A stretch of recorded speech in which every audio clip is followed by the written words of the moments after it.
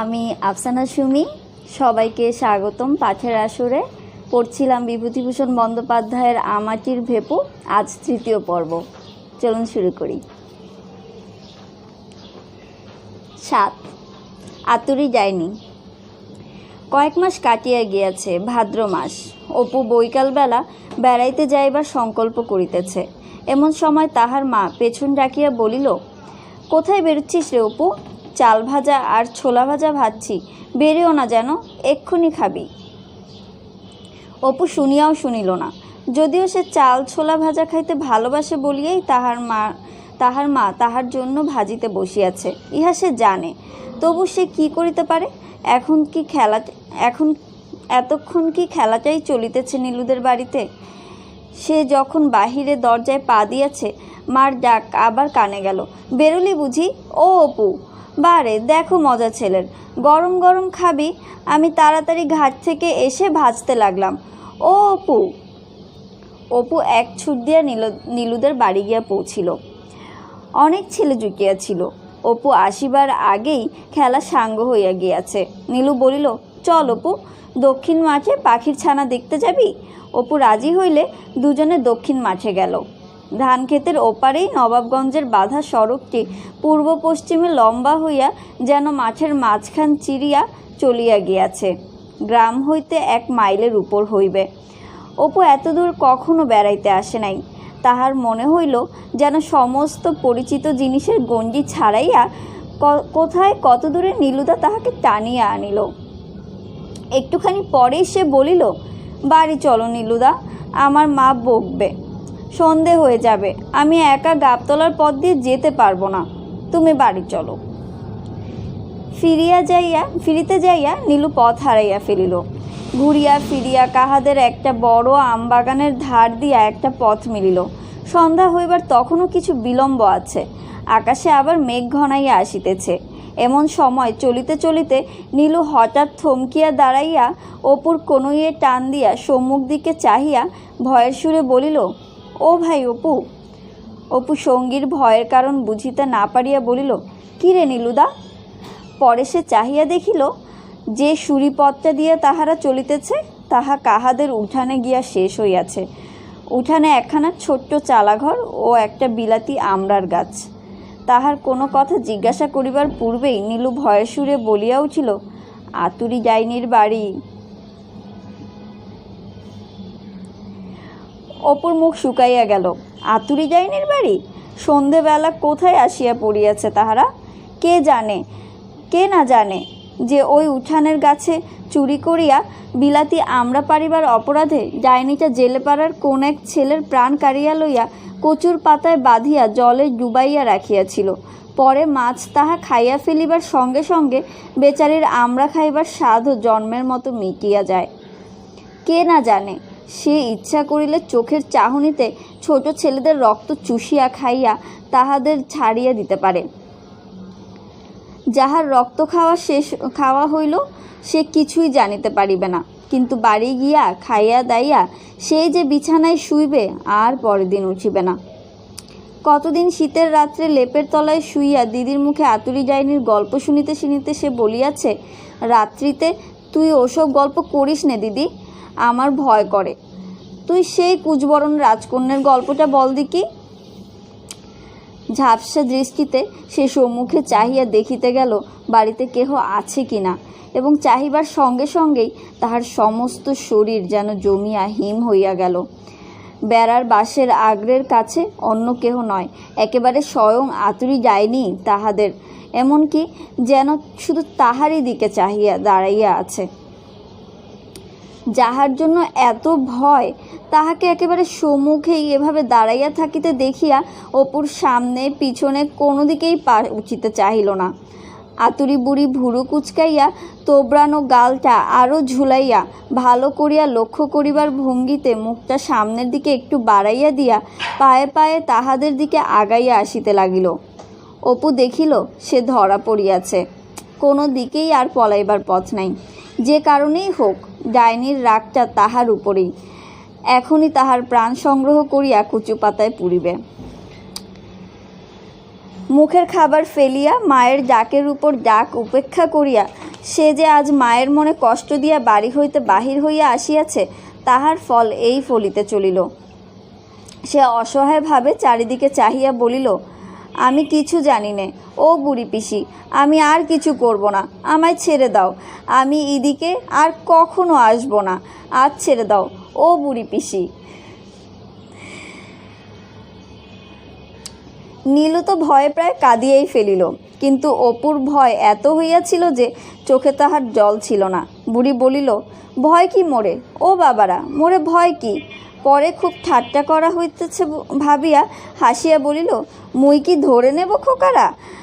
এত মোর বাড়িতে এসো, এসো মোর বাড়িতে এসো, আমচুর দিবানি, এসো। আমচুর?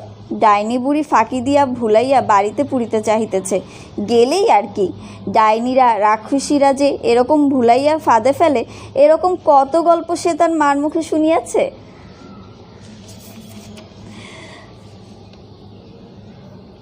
এখন সে কি করে? উপায়?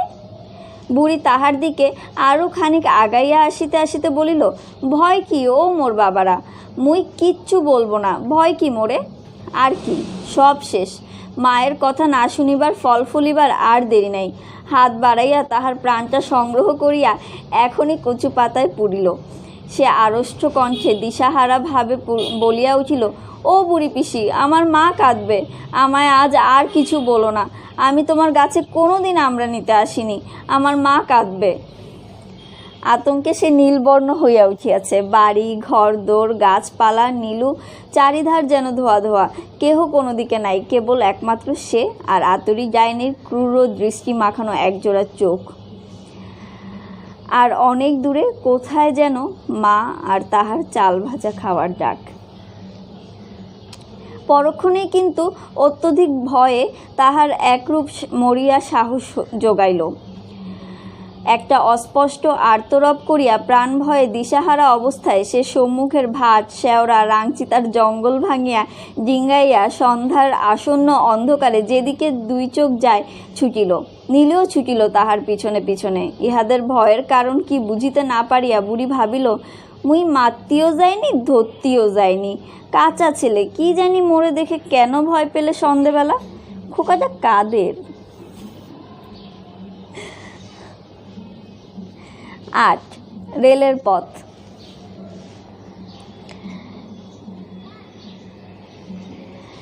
এবার বাড়ি হইতে যাইবার সময় হরিহর ছেলেকে সঙ্গে করিয়া লইয়া চলিল। বলিল, বাড়ি থেকে কিছু খেতে পায় না, তবুও বাইরে বেরোলে দুধটা ঘিটা ওর শরীরটা সারবে এখন। অপু জন্মিয়া অবধি কোথাও কখনো যায় নাই। এ গায়েরই বকুলতলা, গোসাই বাগান, চালতে তলা, নদীর ধার, বড়জোর নবাবগঞ্জ যাইবার পাকা সড়ক, এই পর্যন্ত তাহার দৌড়। মাঝে মাঝে বৈশাখ কি জ্যৈষ্ঠ মাসে খুব গরম পড়িলে তাহার মা বৈকালে নদীর ঘাটে দাঁড়াইয়া থাকিত। নদীর ওপারের খড়ের মাঠে বাবলা গাছে হলুদ রঙের ফুল ফুটিয়া থাকিত। আজ সেই অপু সর্বপ্রথম গ্রামের বাহিরে পা দিল। কয়েকদিন পূর্ব হইতেই উৎসাহে তাহার রাত্রিতে ঘুম হওয়া দায় হইয়া পড়িল। দিন গুনিতে গুনিতে অবশেষে যাইবার দিন আসিয়া গেল। তাহাদের গ্রামের পথটি বাকিয়া নবাবগঞ্জের সড়ককে ডাইনে ফেলিয়া মাঠের বাহিরে আসার দুর্গাপুরের কাঁচা রাস্তার সঙ্গে মিশিয়াছে।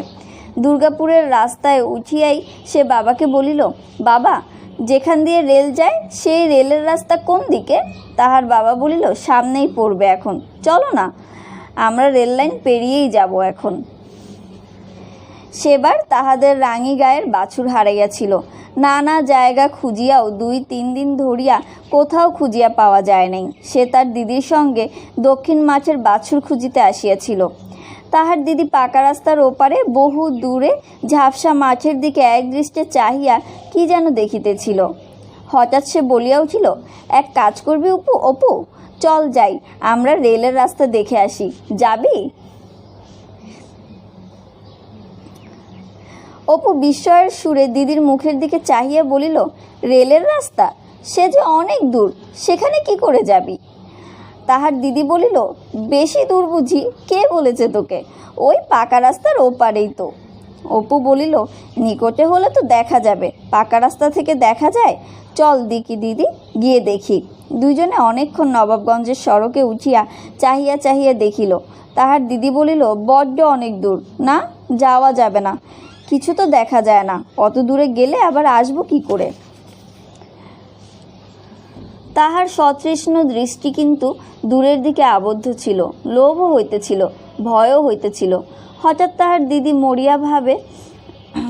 মরিয়াভাবে বলিয়া উঠিল, চল যাই, দেখে আসি অপু, কত দূর আর হবে, দুপুরের আগে ফিরে আসব।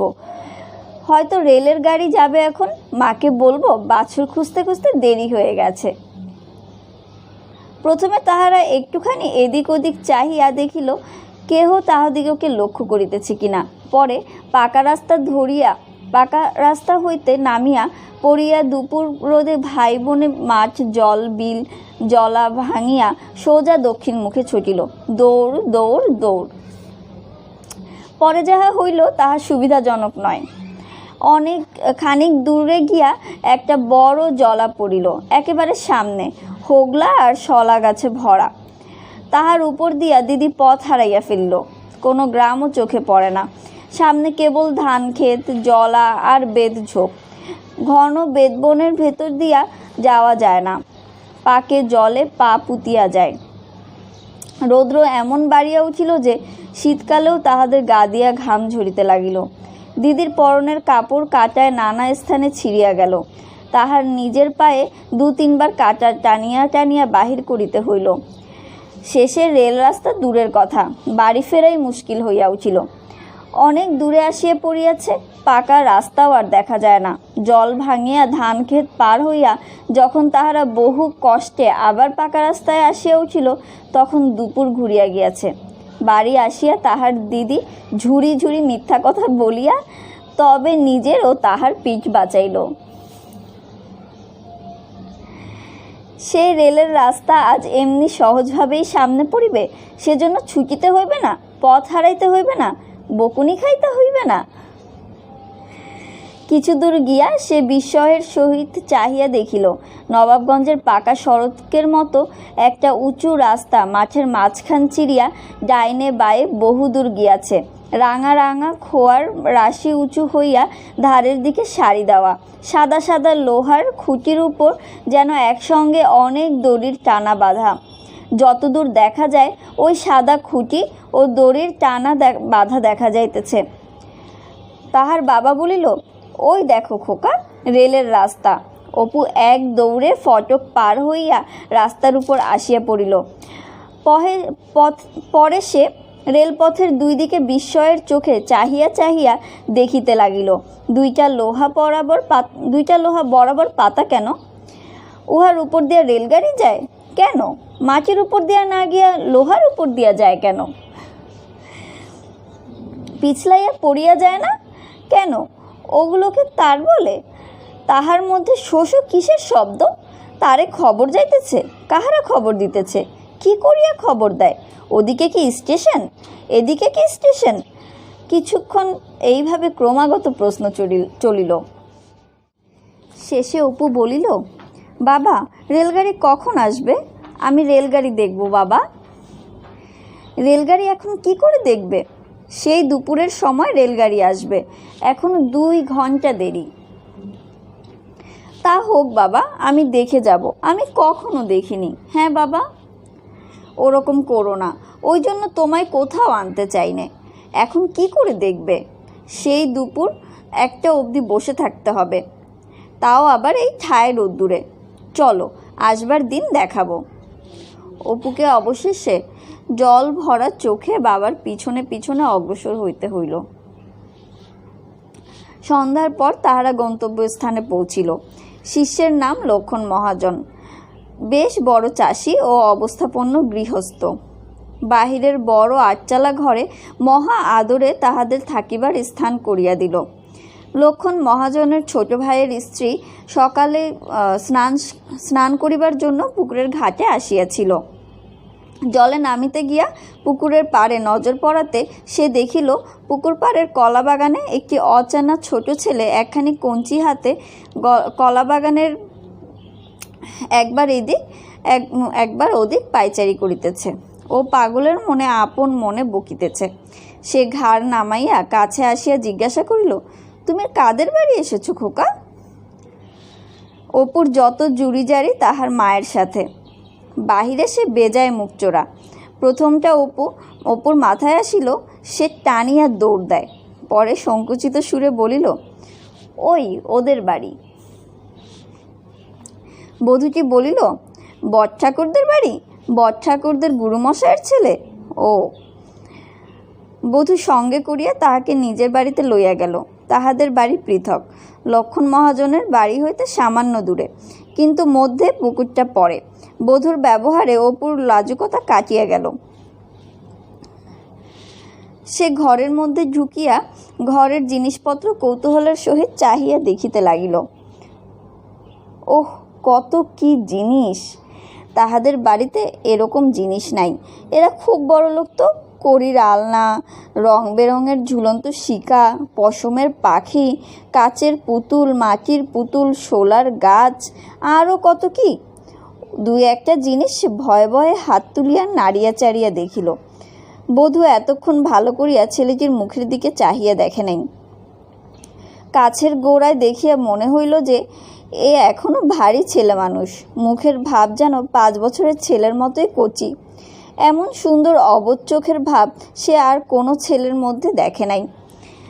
এমন রং, এমন গড়ন, এমন সুন্দর মুখ, এমন তুলি দিয়ে আঁকা জাগর জাগর নিষ্পাপ চোখ। অচেনা ছেলেটির উপর বধূর বড় মমতা হইল। অপু বসিয়া নানা গল্প করিল, বিশেষ করিয়া কল্লকার রেলপথের কথাটি। খানিকটা পরে বধূ মোহনভোগ তৈয়ারি করিয়া খাইতে দিল। একটা বাটিতে অনেকখানি মোহনভোগ, এত ঘি দেওয়া যে আঙুল ঘিয়ে মাখামাখি হইয়া যায়। অপু একটুখানি মুখে তুলিয়া খাইয়া অবাক হইয়া গেল। এমন অপূর্ব জিনিস আর সে কখনো খায় নাই। মোহনভোগে কিশমিশ দেওয়া কেন? কই, তাহার মায়ের তৈরি মোহনভোগে তো কিশমিশ থাকে না। বাড়িতে সে মার কাছে আবদার করে, মা আজ আমাকে মোহনভোগ করে দিতে হবে। তাহার মা হাসি মুখে বলে, আচ্ছা, ও বেলা তোকে করে দেব। পরে সে শুধু সুজি জলে সিদ্ধ করিয়া একটু গুড় মিশাইয়া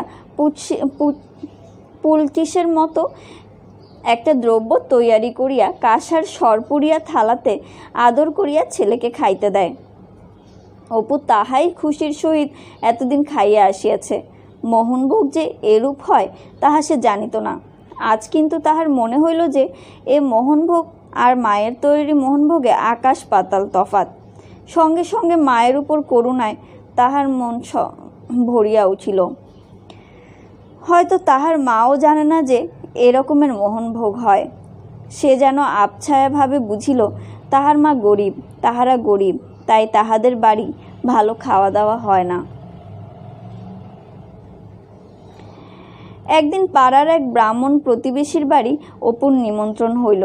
দুপুরবেলা সে বাড়ির একটি মেয়ে আসিয়া অপুকে ডাকিয়া লইয়া গেল। ওদের রান্নাঘরের দাওয়ায় যত্ন করিয়া পিঁড়ি পাতিয়া জল ছিটাইয়া অপুকে খাবার জায়গা করিয়া দিল। যে মেয়েটি অপুকে ডাকিতে আসিয়াছিল তার নাম অমলা। বেশ টকটকে ফর্সা রং, বড় বড় চোখ, মুখখানি বেশ, বয়স তার দিদির মতো। অমলার মা কাছে আসিয়া বসিয়া তাহাকে খাওয়াইলেন।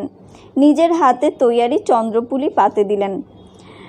খাওয়ার পরে অমলা তাহাকে সঙ্গে করিয়া বাড়ি দিয়া গেল। সেদিন বৈকালে খেলিতে খেলিতে অপুর পায়ের আঙুল হঠাৎ বাগানের বেড়ার 2 বাঁশের ফাঁকে পড়িয়া আটকাইয়া গেল। টাটকা চেরা নতুন বাঁশের বেড়া, আঙুল কাটিয়া রক্তারক্তি হইল। অমলা ছুটিয়া আসিয়া পাখানা বাঁশের ফাঁক হইতে বাহির না করিলে গোটা আঙুলটাই কাটা পড়িত। সে চলিতে পারিতেছিল না। অমলা তাহাকে কোলে করিয়া গোলার পাশ হইতে পাথরকুচি পাতা তুলিয়া বাকিয়া আঙুলে বাঁধিয়া দিল। পাছে বাবার বকুনি খাইতে হয়, এই ভয়ে অপু একথা কাহারও কাছে প্রকাশ করিল না। অপু অমলার সঙ্গে তাহাদের বাড়ি গেল। অমলা তাহাদের আলমারি খুলিয়া কাচের বড় মেম পুতুল, মোমের পাখি, গাছ, আরও কত কি দেখাইল। কালীগঞ্জের স্নানযাত্রার মেলা হইতে সেসব নাকি কেনা। অপু জিজ্ঞাসা করিয়া জানিল। নতুন নতুন খেলার জিনিস, একটা রবারের বাদর, সেটা তুমি যেদিকে চাও তোমার দিকে চাহিয়া চোখ পিটপিট করিবে। একটা কিসের পুতুল, সেটার পেট টিপিলে দু হাতে মৃগী রোগীর মতো হঠাৎ হাত পা ছুড়িয়া খঞ্জনি বাজাইতে থাকে। সকলের চেয়ে আশ্চর্যের জিনিস হইতেছে একটা টিনের ঘোড়া। রানুদির কাকা তাহাদের বাড়ির দালানের ঘড়িতে যেমন দম দেয়, ওই রকম দম দিয়া ছাড়িয়া দিলে সেটা খড়খড় করিয়া মেঝের উপর চলিতে থাকে, অনেক দূর যায়, ঠিক যেন একেবারে সত্যিকারের ঘোড়া। সেইটা দেখিয়া অপু অবাক হইয়া গেল। হাতে তুলিয়া বিস্ময়ের সহিত উল্টাইয়া পাল্টাইয়া দেখিয়া অমলার দিকে চাহিয়া বলিল, এ কীরকম ঘোড়া? বেশ তো, এ কোথা থেকে কেনা? এর দাম কত? তাহার পর অমলা তাহাকে একটা সিঁদুরের কৌটা খুলিয়া দেখাইল। সেটার মধ্যে রাঙা রঙের একখানা ছোট রাংতার মতো কি। অপু বলিল, ওটা কি, রাংতা? অমলা হাসিয়া বলিল, রাংতা হবে কেন? সোনার পাত দেখনি অপু? অপু সোনার পাত দেখে নাই। সোনার রং কি অত রাঙা? সোনার পাতখানা নাড়িয়া চাড়িয়া ভালো করিয়া দেখিতে লাগিল। অমলার সহিত বাড়ি ফিরিতে ফিরিতে সে ভাবিল, আহা, দিদিটার ওসব খেলনা কিছুই নেই, মরে কেবল শুকনা নাটাফল আর ররার বিচি কুড়িয়ে, আর শুধু পরের পুতুল চুরি করে মার খায়। তাহার দিদির বয়সী অন্য কোনো মেয়ের খেলনার ঐশ্বর্য কত বেশি, তাহা সে এ পর্যন্ত কোনোদিন দেখে নাই। আজ তুলনা করিয়া দেখিবার সুযোগ পাইয়া দিদির প্রতি অত্যন্ত করুণায় তাহার মনটা যেন গলিয়া গেল। তাহার পয়সা থাকিলে সে দিদিকে একটা কলের ঘোড়া কিনিয়া দিত, আর একটা রবারের বাদর। তুমি যেদিকে যাও তোমার দিকে চাহিয়া সেটা চোখ পিটপিট করিত। বধূর কাছে একজোড়া পুরনো তাস ছিল, ঠিক একজোড়া বলা চলে না, সেটা নানা জোড়া তাসের পরিত্যক্ত কাগজগুলি এক জায়গায় জড়ো করা আছে মাত্র। অপু সেগুলি লইয়া মাঝে মধ্যে নাড়ে চাড়ে। রানুদির বাড়িতে মাঝে মাঝে দুপুরবেলা তাসের আড্ডা বসিত। সে বসিয়া বসিয়া খেলা দেখিত। টেক্কা, গোলাম, সাহেব, বিবি, কাগজ লইয়া মারামারি হয়, বেশ খেলা। সে তাস খেলিতে জানে না, তাহার মা দিদি কেহই জানে না। একদিন তাহার মা তাস খেলিতে যায়, তাহার মাকে লইয়া কেহ বসিতে চায় না। সকলে বলে ও কিচ্ছু খেলা জানে না। সে যদি একজোড়া তাস পায় তবে সে মা ও দিদি খেলে। সন্ধ্যার পরে বধূর ঘরে অপুর নিমন্ত্রণ ছিল। খাইতে বসিয়া খাবার জিনিসপত্র ও আয়োজনের ঘটা দেখিয়া সে অবাক হইয়া গেল। খুব ছোট্ট একখানা ফুলকাটার রেকাবিতে আলাদা করিয়া নুন ও লেবু কেন? নুন লেবু তো মা পাতেই দেয়। প্রত্যেক তরকারির জন্য আলাদা আলাদা বাটি, তরকারি বা কত। অত বড় গলদা চিংড়ির মাথাটা কি তাহার একার জন্য? লুচি লুচি তাহারও তাহার দিদির স্বপ্ন কামনার পারে এক রূপকথার দেশের নীলবেলা আবছায়া দেখা যায়। 2 দিন পরে হরিহর ছেলেকে লইয়া বাড়ি আসিল। এই মোটে কয়দিন, এরই মধ্যে সর্বজয়া ছেলেকে না দেখিয়া আর থাকিতে পারিতেছিল না। দুর্গার খেলা কয়দিন হইতেই ভালো রকম জমে নাই।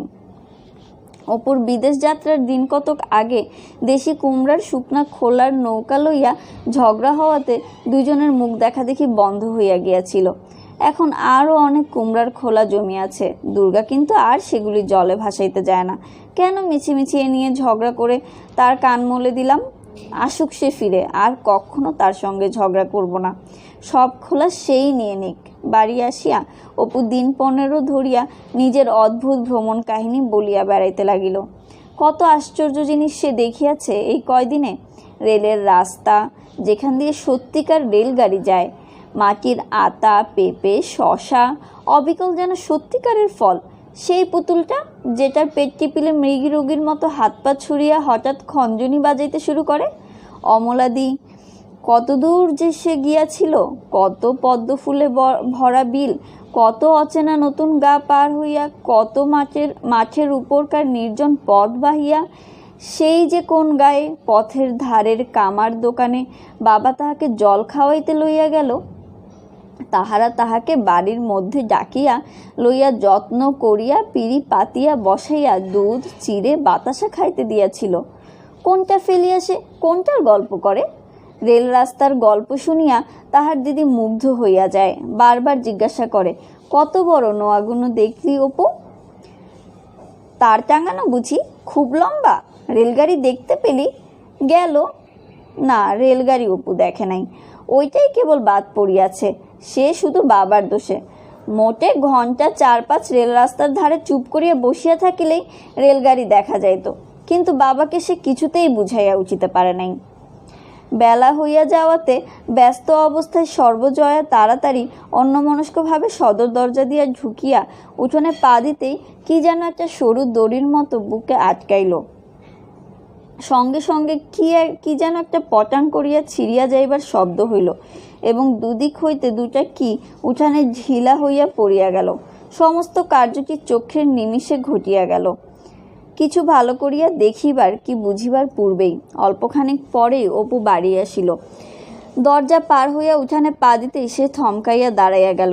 নিজের চক্ষুকে বিশ্বাস করিতে পারিল না। এ কি বারে, আমার টেলিগ্রাফের তার ছিঁড়িল কে? পরে একটু সামলাইয়া লইয়া চাহিয়া দেখিল উঠানের মাটিতে ভেজা পায়ের দাগ এখনো মিলাইয়া যায় নাই। তাহার মনের ভিতর হইতে কে ডাকিয়া বলিল, মা ছাড়া আর কেউ নয়, কখনো আর কেউ নয়, ঠিক মা। বাড়ি ঢুকিয়া সে দেখিল মা বসিয়া বসিয়া বেশ নিশ্চিন্ত মনে কাঁঠাল বিচি ধুইতেছে। সে হঠাৎ দাঁড়াইয়া পড়িল এবং যাত্রা দলের অভিমন্যুর মতো ভঙ্গিতে সামনের দিকে ঝুঁকিয়া বাঁশির সপ্তমের মতো ঋণ ঋণে তীব্র মিষ্টস্বরে কহিল, আচ্ছা মা, আমি কষ্ট করে ছোটাগুলো বন বাগান ঘেটে নিয়ে আসিনি? সর্বজয়া পিছন চাহিয়া বিস্মিতভাবে বলিল, কি নিয়ে এসেছিস? কি হয়েছে? আমার বুঝি কষ্ট হয় না? কাটায় আমার হাত পা ছিঁড়ে যায়নি বুঝি? কি বলে পাগলের মতো? হয়েছে কি? কি হয়েছে? আমি এত কষ্ট করে টেলিগ্রাফের তার টাঙালাম আর ছিঁড়ে দেওয়া হয়েছে না? তুমি যত উদ্ঘুটি কাণ্ড ছাড়া তো এক দণ্ড থাকো না বাবু। পথের মাঝখানে কি টাঙানো রয়েছে? কি জানি টেলিগ্রাফ না কি গিরাফ, আসছি তাড়াতাড়ি ছিঁড়ে গেল। তা এখন কি করব বলো? পরে সে পুনরায় নিজ কাজে মন দিল। উফ, কি ভীষণ হৃদয়হীনতা! আগে আগে সে ভাবিত বটে তাহার মা তাহাকে ভালোবাসে। অবশ্য যদিও তাহার সে ভ্রান্ত ধারণা অনেক দিন হয় ঘুচিয়া গিয়াছে, তবুও মাকে এতটা নিষ্ঠুর পাষাণী রূপে কখনো স্বপ্নেও কল্পনা করেনি। কাল সারাদিন কোথায় নীলমণি জ্যাঠার ভিটা, কোথায় পালিতদের বড় আমবাগান, কোথায় প্রসন্ন গুরুমহাশয়ের বাসবন, ভয়ানক ভয়ানক জঙ্গলে একা ঘুরিয়া বহু কষ্টে উঁচু ডাল হইতে দোলানো গুলঞ্চলতা কত কষ্টে জোগাড় করিয়া সে আনিল। এক্ষুনি রেল রেল খেলা হইবে, সব ঠিকঠাক, আর কি না। ওফ! হঠাৎ সে মাকে একটা খুব কড়া, খুব রূঢ়, খুব একটা প্রাণবিধানো কথা বলিতে চাহিল এবং খানিকটা দাঁড়াইয়া বোধহয় অন্য কিছু ভাবিয়া না পাইয়া আগের চেয়েও তীব্র নিখাদে বলিল, আমি আজ ভাত খাবো না, যাও। কখনো খাবো না। তাহার মা বলিল, না খাবি না, খা। না খাবি না খাবি, যা। ভাত খেয়ে একেবারে রাজা করে দিবেন কি না? এদিকে তো রান্না নামাতে তর সয় না। না খাবি, যা, দেখবো খিদে পেলে কে খেতে দেয়। ব্যাস, চোখের পলকে সব আছে, আমি আছি, তুমি আছো। সেই তাহার মা কাঁঠাল বিচি ধুইতেছে, কিন্তু অপু কোথায়? সে যেন কর্পূরের মতো উবিয়া গেল। কেবল ঠিক সেই সময়ে দুর্গা বাড়িতে ঢুকিতে দরজার কাছে তাহাকে পাশ কাটাইয়া ঝড়ের বেগে বাহির হইয়া যাইতে দেখিয়া বিস্মিত সুরে ডাকিয়া বলিল, ও অপু, কোথায় যাচ্ছিস অমন করে? কি হয়েছে? ও অপু, শোন। তাহার মা বলিল, জানি না আমি, যত সব অনাচ্ছিষ্টি কাণ্ড বাপু তোমাদের। হারমাস কালই হয়ে গেল, কি এক পথের মাঝখানে টাঙিয়ে রেখেছে, আসছি ছিঁড়ে গেল। তা এখন কি হবে? আমি কি ইচ্ছে করে ছিঁড়েছি? তাই ছেলের রাগ। আমি ভাত খাবো না। না খাস, যা। ভাত খেয়ে সব একেবারে সজ্ঞে ঘন্টা দেবে কিনা তোমরা? মাতা পুত্রের এরূপ অভিমানের পালায় দুর্গাকেই মধ্যস্থ হইতে হয়। সে অনেক ডাকাডাকির পরে বেলা 2টার সময় ভাইকে খুঁজিয়া বাহির করিল। সে শুষ্ক মুখে উদাস নয়নে ও পাড়ার পথে রায়েদের বাগানে পড়ন্ত আম গাছের গুড়ির উপর বসিয়াছিল। বৈকালে যদি কেহ অপুদের বাড়ি আসিয়া তাহাকে দেখিত, তবে সে কখনোই মনে করিতে পারিত না যে এ সেই অপু, যে আজ সকালে মায়ের উপর অভিমান করিয়া দেশত্যাগী হইয়াছিল। উঠানের এ প্রান্ত হইতে ও প্রান্ত আসিয়া তার টাঙানো হইয়া গিয়াছে। অপু বিস্ময়ের সহিত চাহিয়া চাহিয়া দেখিতেছিল, কিছুই বাকি নাই, ঠিক যেন একেবারে সত্যিকারের রেল রাস্তার তার। সে সতুদের বাড়ি গিয়া বলিল, সতুদা, আমি টেলিগ্রাফের তার টাঙিয়ে রেখেছি আমাদের বাড়ির উঠানে, চলো রেল খেলা করি, আসবে? তার কে টাঙিয়ে দিল রে?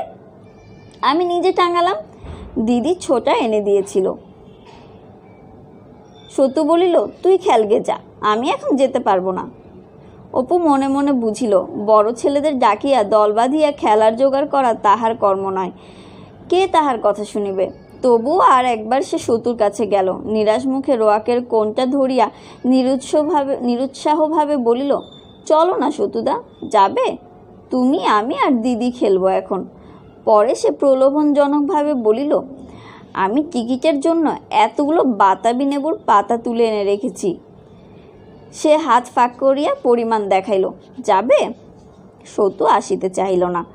অপু বাহিরে বড় মুখচোরা, সে আর কিছু না বলিয়া বাড়ি ফিরিয়া গেল। দুঃখে তাহার চোখ দিয়া জল আসিতেছিল, এত করিয়া বলিতেও সতুদা আসিল না। পরদিন সকালে সেও তাহার দিদি দুজনে মিলিয়া ইট দিয়া একটা বড় দোকানঘর বাঁধিয়া জিনিসপত্রের জোগাড়ে বাহির হইল। দুর্গা বন জঙ্গলে উৎপন্ন দ্রব্যের সন্ধান বেশি রাখে। দুজনে মিলিয়া নোনা পাতার পান, মেটে আলু, ফলের আলু, রাধালতা ফুলের মাছ, তেলাকুচার পটল, চিচ্চিরের বরবটি, মাটির ঢেলার সৈন্ধব লবণ, আরও কত কি সংগ্রহ করিয়া আসিয়া দোকান সাজাইতে বড় বেলা করিয়া ফেলিল। অপু বলিল, চিনি কিসের করবি রে দিদি?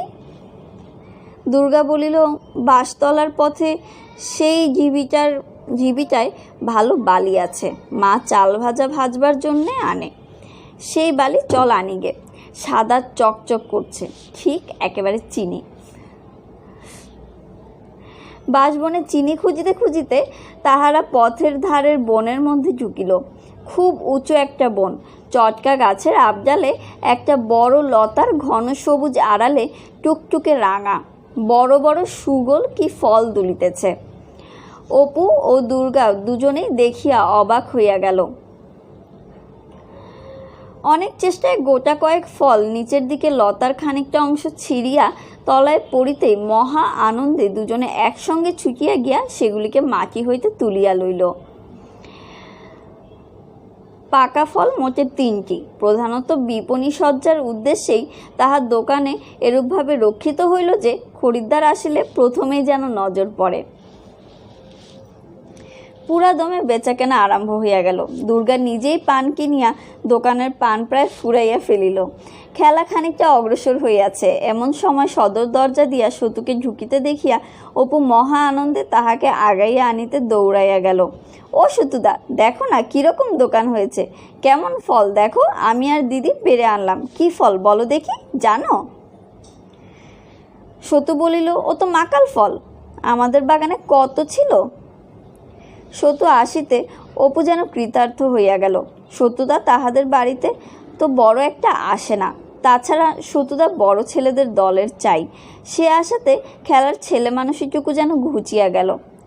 অনেকক্ষণ পুরো মরশুমে খেলা চলিবার পর দুর্গা বলিল, ভাই, আমাকে 2 মণ চাল দাও, খুব সরু, কাল আমার পুতুলের বিয়ে পাকা দেখা, অনেক লোক খাবে। সতু বলিল, আমাদের বুঝি নেমন্তন্ন না? দুর্গা মাথা দুলাইয়া বলিল, না বই কি, তোমরা হলে কনে যাত্রী, কাল সকালে এসে নকুতো করে নিয়ে যাবে।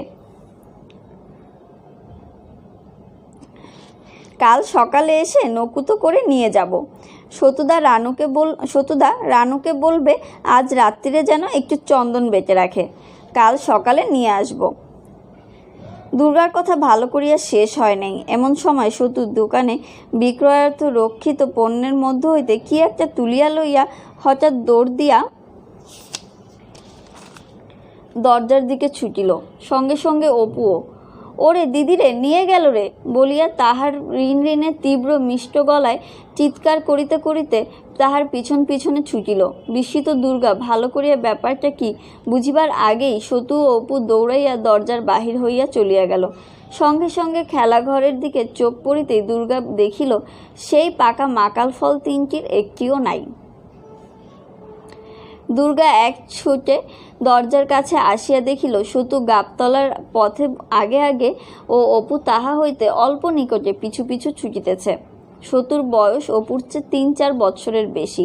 তাহা ছাড়া সে অপুর মতো ওরকম ছিপছিপে মেয়েলি গড়নের ছেলে নয়, বেশ জোরালো হাত পাওয়ালা ও শক্ত।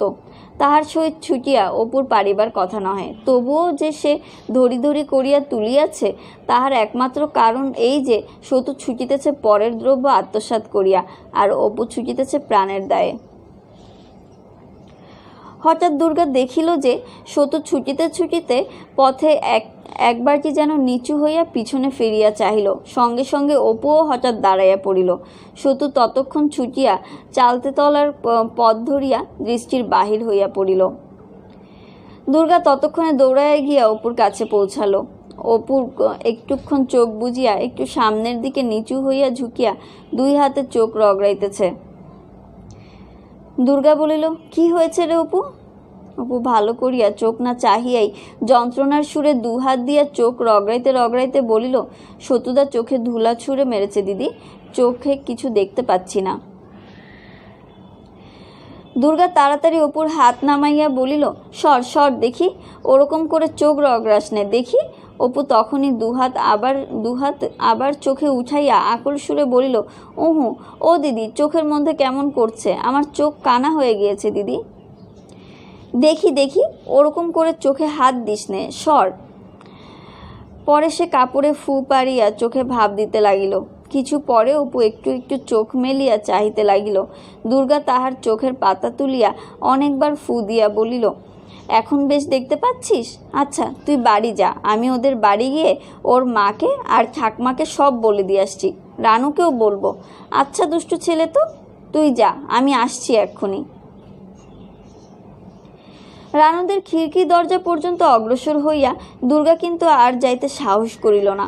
শ্বেত ঠাকুরনকে সে ভয় করে। খানিকটা খিড়কির কাছে দাঁড়াইয়া ইতস্তত করিয়া সে বাড়ি ফিরিল। সদর দরজা দিয়া ঢুকিয়া সে দেখিল অপু দরজার বাম ধারের কবাটখানি একটুখানি সামনে ঠেলিয়া দিয়া তাহারই আড়ালে দাঁড়াইয়া নিঃশব্দে কাঁদিতেছে।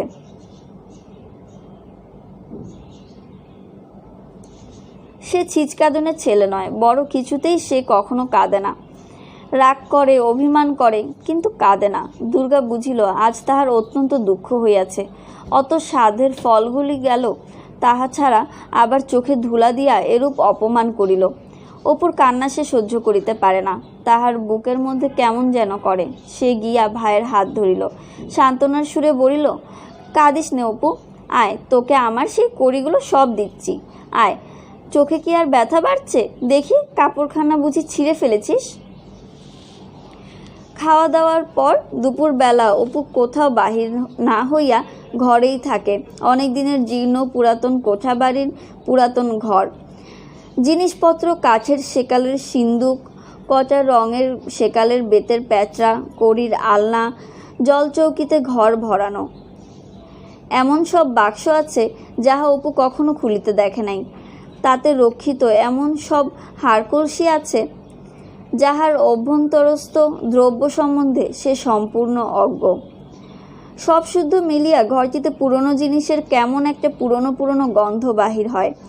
সেটা কিসের গন্ধ সে জানে না, কিন্তু সেটা যে যেন বহু অতীতকালের কথা মনে আনিয়া দেয়। সে অতীত দিনে অপু ছিল না, কিন্তু এই কড়ির আলনা ছিল, ওই ঠাকুরদাদার বেতের ঝাঁপিটা ছিল, ওই বড় কাঠের সিন্দুকটা ছিল, ওই যে সোদালি গাছের মাথা বনের মধ্য হইতে বাহির হইয়া আছে, ওই পোড়ো জঙ্গলে ভরা জায়গাটাতে কাহাদের বড় চণ্ডী মণ্ডপ ছিল। আরও কত নামের কত ছেলে মেয়ে একদিন এই ভিটাতে খেলিয়া বেড়াইত। কোথায় তাহারা ছায়া হইয়া মিলিয়া গিয়াছে কতকাল আগে। যখন একা ঘরে থাকে, মা ঘাটে যায়, তখন তাহার অত্যন্ত লোভ হয়। ওই বাক্সটা, বেতের ঝাঁপিটা খুলিয়া দিনের আলোয় বাহির করিয়া পরীক্ষা করিয়া দেখে কি অদ্ভুত রহস্য উহাদের মধ্যে গুপ্ত আছে।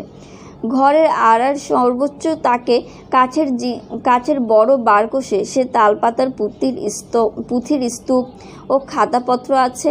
বাবাকে জিজ্ঞাসা করিয়া জানিতে পারিয়াছিল সেগুলি তাহার ঠাকুরদাদা রামচাঁদ তর্কালঙ্কারের। আবার পড়ছি।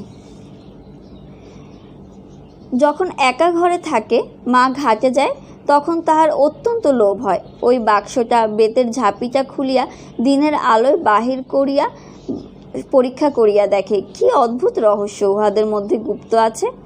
ঘরের আড়ার সর্বোচ্চ তাকে কাঠের বড় বারকোষে যে তালপাতার পুঁথির স্তূপ ও খাতাপত্র আছে, বাবাকে জিজ্ঞাসা করিয়া জানিতে পারিয়াছিল সেগুলো তাহার ঠাকুরদাদা রামচাঁদ তর্কালঙ্কারের। তাহার বড় ইচ্ছা ওইগুলি যদি হাতের নাগালে ধরা দেয়, তবে সে একবার নিচে নামাইয়া নাড়িয়া চাড়িয়া দেখিবে। একদিন বনের ধারে জালনাটার কাছে বসিয়া দুপুরবেলায় সে সেই ছেঁড়া কাশিদাসের মহাভারতখানা লইয়া পড়ে। সে নিজেই খুব ভালো পড়িতে শিখিয়াছে। আগেকার মতো আর মুখে শুনিতে হয় না, নিজেই জলের মতো পড়িয়া যায় ও বুঝিতে পারে। পড়াশোনায় তাহার বুদ্ধি খুব তীব্র।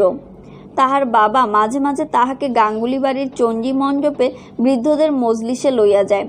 রামায়ণ কি পাঁচালী পড়িতে দিয়া বলে, পড়ো বাবা, এদের একবার শুনিয়ে দাও তো। বৃদ্ধেরা খুব তারিফ করেন।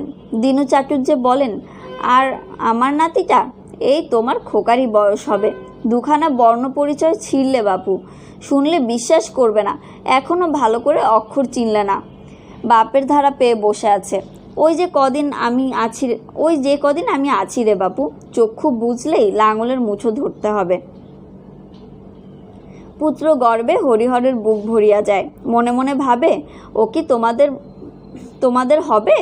করলে তো চিরকাল সুদের কারবার, হোলামি বা গরিব, হাজার হোক পণ্ডিত বংশ তো বটে। বাবা মিথ্যেই তালপাতা ভরিয়ে ফেলেননি পুঁথি লিখে, বংশে একটা ধারা রেখে গিয়েছেন, সেটা যাবে কোথায়?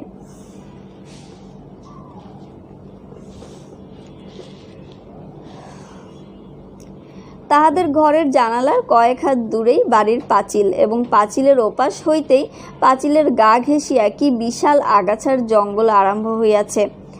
জানালায় বসিয়া শুধু চোখে পড়ে সবুজ সমুদ্রের ঢেউয়ের মতো ভাটশেওড়া গাছের মাথাগুলো। এ গাছে ও গাছে দোদুল্যমান সব রকমের লতা। প্রাচীন বাঁশঝাড়ের শীর্ষ বয়সের ভারে সেখানে সোদালি, বনচালতা গাছের উপর ঝুঁকিয়া পড়িয়াছে। তাহার নিচে কালো মাটির বুকে খঞ্জন পাখির নাচ। বড় গাছপালার তলায় হলুদ বনকচু, কটু ওলের ঘন সবুজ জঙ্গল ঠেলাঠেলি করিয়া সূর্যের আলোর দিকে মুখ ফিরাইতে প্রাণপণ করিতেছে। তাহাদের বাড়ির ধার হইতে এ বন জঙ্গল একদিকে সেই কুঠির মাঠ, অপরদিকে নদীর ধার পর্যন্ত একটানা চলিয়াছে। অপুর কাছে এ বন অফুরন্ত ঠেকে। সে দিদির সঙ্গে কত দূর এ বনের মধ্যে তো বেড়াইয়াছে, বনের শেষ দেখিতে পায় নাই। শুধু এই রকম তিত্তিরাজ গাছের তলা দিয়া পথ, মোটা মোটা গুলঞ্চ লতা, দুলানো থলো থলো বনচালতার ফল চারিধারে। সুড়িপথটা একটা আমবাগানে আসিয়া শেষ হয়। আবার ও গাছের তলা দিয়া বনকলমি, নাটা কাটা, ময়না ঝোপের ভেতর দিয়া চলিতে চলিতে কোথায় কোন দিকে লইয়া গিয়া ফেলিতেছে। শুধুই বন্ধুদুলের লতা কোথায় সেই ত্রিশূন্যে দোলে। প্রাচীন শিরীষ গাছের শ্যাওলা ধরা ডালের গায়ে পরগাছার ঝাড় নজরে আসে। এই বনের মধ্যে কোথায় একটা মজা পুরনো পুকুর আছে।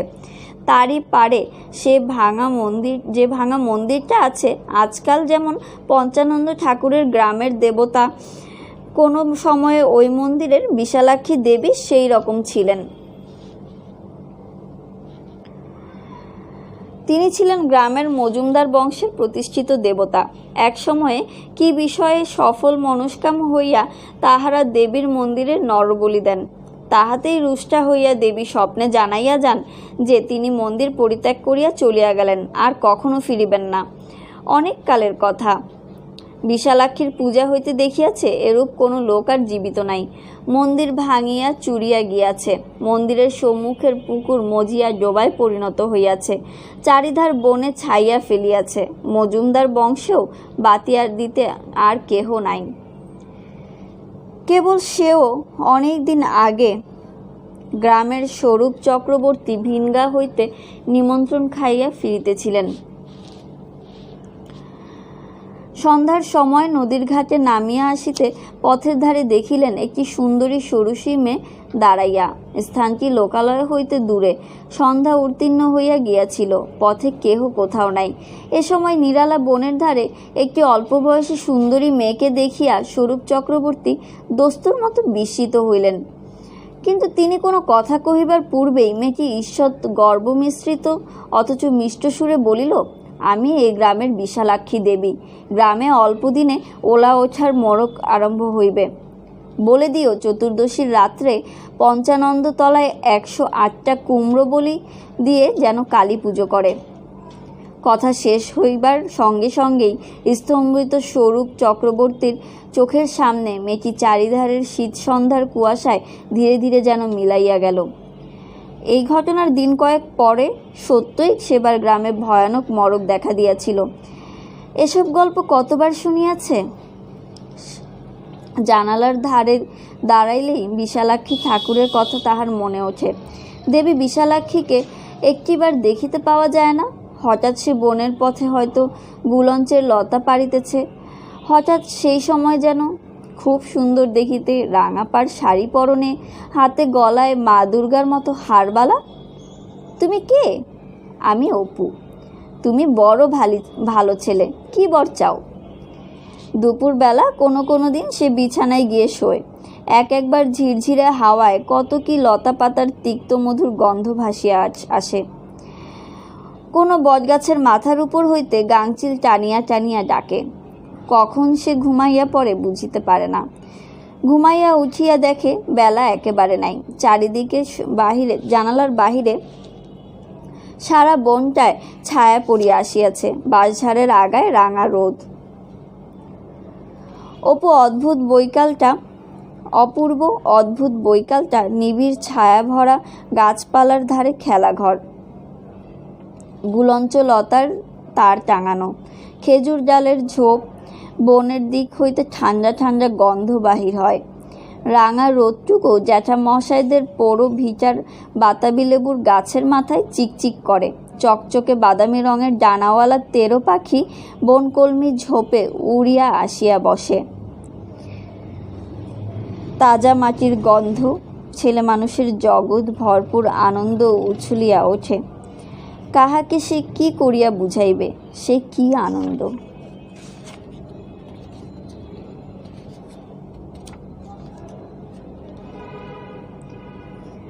আজ এ পর্যন্তই।